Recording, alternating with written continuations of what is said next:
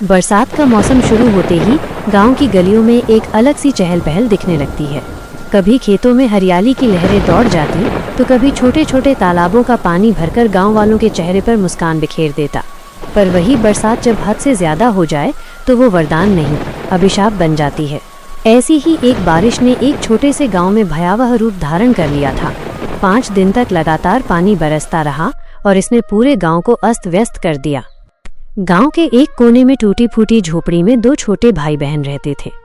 उनके माता पिता का कई साल पहले बीमारी के कारण निधन हो गया था। भाई की उम्र मुश्किल से 10 साल रही होगी और बहन उससे 2 साल छोटी। उम्र भले ही कम थी, पर हालात ने उन्हें समय से पहले बड़ा बना दिया था। वे दोनों एक दूसरे का सहारा थे। पहले दिन जब बारिश शुरू हुई तो बच्चों को लगा जैसे कोई त्योहार हो। छोटे छोटे पैर पानी में छपाछप करते हुए गली में दौड़ने लगे। आसमान से बरसते पानी को देखकर वे खुश हुए।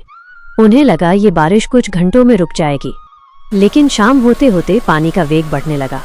उनकी झोपड़ी की छत से पानी टपकने लगा। भाई ने किसी तरह पुराने बर्तनों और टीन के डिब्बों को रखकर टपकते पानी को रोकने की कोशिश की। उस रात उन्होंने जैसे तैसे सूखे आटे से रोटियां बनाकर खाईं, लेकिन बच्चों के मासूम चेहरे पर थोड़ी सी चिंता झलक रही थी। अगली सुबह भी आसमान में काले बादल छाए थे। बारिश थमने का नाम नहीं ले रही थी। झोपड़ी की मिट्टी की दीवारें नमी से गलने लगी। छत से पानी और जोरों से रिसने लगा। उनके पास जो थोड़ा बहुत खाने का सामान था, आटा, दाल और नमक, वो भी धीरे धीरे खत्म होने लगा। बहन ने पूछा, भैया ये बारिश कब रुकेगी? सब गीला हो गया है। भाई ने मासूमियत से कहा, पता नहीं बहन, पर भगवान जरूर हमारी मदद करेगा। उन्होंने सुबह का गुजारा अधपकी रोटी और थोड़ा सा नमक खाकर किया। लकड़ियां भी गीली हो चुकी थीं। आग जलाना कठिन हो गया था। तीसरे दिन स्थिति और बिगड़ गई। अब झोपड़ी में खड़े होने तक की जगह नहीं थी। छत से टपकते पानी ने लगभग पूरा फर्श गीला कर दिया। दोनों बच्चे एक कोने में सिकुड़कर बैठे थे।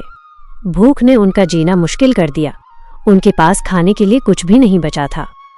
भाई ने हिम्मत करके कहा, बहन हमें बाहर जाना होगा, शायद कोई मदद मिल जाए। लेकिन बाहर हालात और भी खतरनाक थे। गली गली पानी भरा था।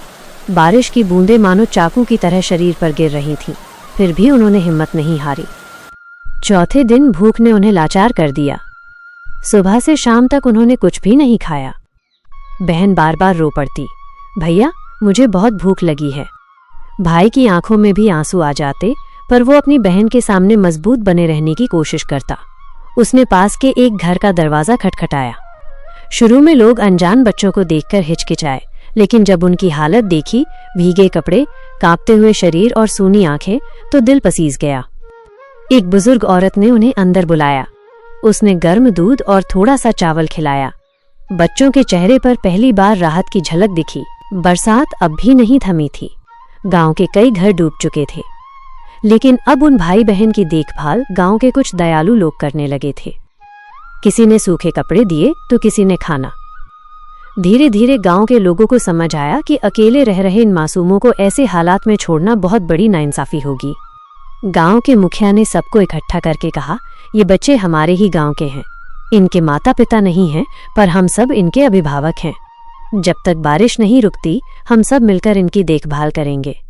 लोगों ने सराहना की और तुरंत उन्हें एक पक्के घर में ले जाया गया, जहां बारिश का पानी नहीं टपक रहा था। वहां उन्हें गर्म बिस्तर, सूखी रोटियां और थोड़ी सी मिठाई भी मिली। बहन ने मिठाई खाते ही भाई को गले लगा लिया और उसकी आंखों में खुशी के आंसू भर आए। 5वें दिन की रात के बाद आखिरकार सुबह सूरज की पहली किरणें दिखी। बारिश थम चुकी थी। आसमान साफ हो गया था और हवा में हल्की ठंडक घुली हुई थी। गांव के लोग अपनी टूटी फूटी छतें और बहा हुआ सामान देखकर दुखी तो थे, पर उनके मन में राहत थी कि अब जीवन पटरी पर लौटेगा। सबसे ज्यादा खुशी उन भाई बहन के चेहरों पर झलक रही थी। उन्होंने कठिनाई के दिन गुजारे थे, लेकिन गांव वालों की दयालुता ने उन्हें नया विश्वास दिया था। भाई ने बहन से कहा, देखा बहन, मैंने कहा था ना, भगवान हमारी मदद करेगा। भगवान ने हमें अच्छे लोग भेज दिए। बहन ने सिर हिलाया और मुस्कुराते हुए बोली, हाँ भैया, अब हमें डरने की जरूरत नहीं है। ये सब हमारे अपने हैं।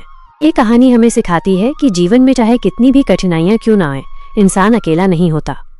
समाज में अच्छे लोग हमेशा मौजूद रहते हैं, जो निस्वार्थ भाव से मदद के लिए हाथ बढ़ाते हैं। बारिश का कहर भले ही गांव पर टूटा, पर उसने सबके दिलों को और मजबूत कर दिया। दो छोटे भाई बहन जो कभी असहाय थे, अब पूरे गांव के परिवार का हिस्सा बन गए।